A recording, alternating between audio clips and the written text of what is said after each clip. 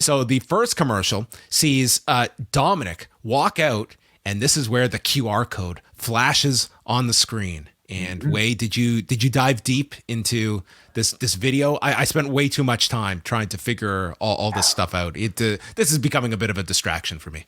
Very much so. Like we got to interrupt these match reviews. I'm already late starting these shows as it is, and then I got to deep dive into all of this. But I think we got most of the Easter eggs that populated this particular episode. So this is a QR code that led to another video, of course, this week, and the video basically flashed a collage of former WWE wrestlers and clips from WWE. Collaging the words "Who killed the world," and then another collage spelling out "Feed your head." And at the end, it flashed a number 40701, which some people interpreted as a zip code. And this is when the Googling begins. Googling 40701 takes you to Corbin, Kentucky. And one of the first results seems to be a hotel called Baymont by Wyndham Corbin. I mean, that could be one of the things. There's also a White Rabbit Records that is located in Corbin, Kentucky. There are also coordinates that are shown along the bottom of the screen in this video, and they direct us to the location of Giant Pink Rabbit, which is a very weird man-made landmark in Italian in an Italian mountain, essentially. Actually, I'll even bring it up here on the screen. What about April 7th, 2001? What would that mean? April 7th, 2001. Yeah, you know what? You got to look that up. I don't have the time to do that right now on air. It was a Saturday.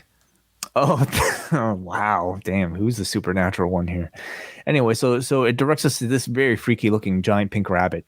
I think the freakiest thing, though, and I'm not freaked out by the fact that somebody actually or I'm not freaked out by the fact that WWE or Wyndham Rotunda themselves devised this.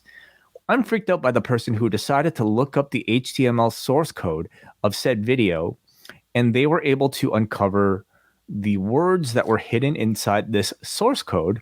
This level of discussion, sorry, but you describing this is where I can't fathom this many people spiking the SmackDown number that are diving into source code, but nonetheless. There is a hidden message in the source code that reads, "No man is ever truly good. No man is ever truly evil." And of course, wrestling fans were quick to realize that these are also the first words of Aleister Black's WWE theme song. So they're very cleverly throwing in little teases out there. I don't think just trying to throw people off. Yeah, I don't think for a second it's Aleister Black, but I think it's somebody that's very clever trying to, play with the internet discourse, which this entire thing is very much geared towards. This along with, I would even go as far as to say Michael Cole throwing in little references to independent wrestling promotions here and there. I think we're seeing a very clear directive of trying to win back the internet audience, that Hunter at one time had with NXT and lost to AEW. All of this stuff I think is working really well. I mean, look at it, we're all on a goose chase throughout these shows. Despite the fact that I still think it's incredibly clear that it's like Bray Wyatt. We love being dragged along and we love being teased. Ultimately, what did you really get here? You got a Malachi Black, Aleister Black, sort of misdirect. But beyond that, we all know, at least to me, who's ultimately coming back. But it's fun. It's just fun.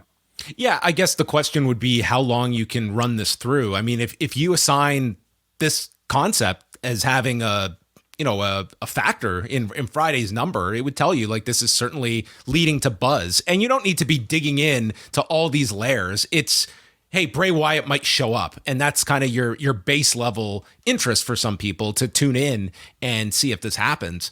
I guess you just continue to, you keep doing these teases.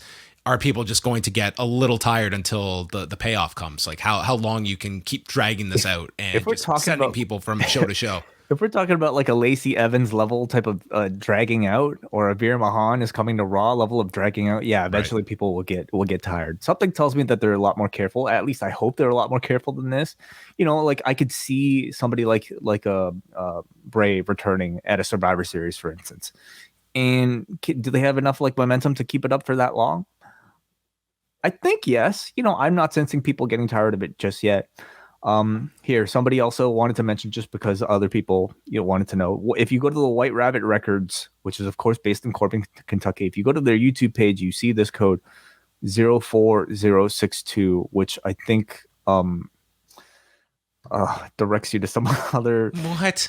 4062. I think it takes you to some other zip code for Wyndham, Maine, Okay. ME. So Wyndham Rotunda. Okay. Yeah, so just constant references. So they got White Rabbit Records in on this. Wow, the most views I'm sure White Rabbit Records has had for anything. So anyway, it's fun. It's like it takes me back to like those like early 2000s like Internet Goose Chase sort of websites. It's wildly engaging, and I think a level of depth that you don't typically see in professional wrestling storytelling. I would just love to have pictured someone pitching this to Vince McMahon. And the guy who like thought people aren't going to remember stuff that happened 3 weeks ago, and tell him about QR codes and source code and hidden lyrics and source code. Yeah, he's still trying to figure out what a QR code is, I'm sure.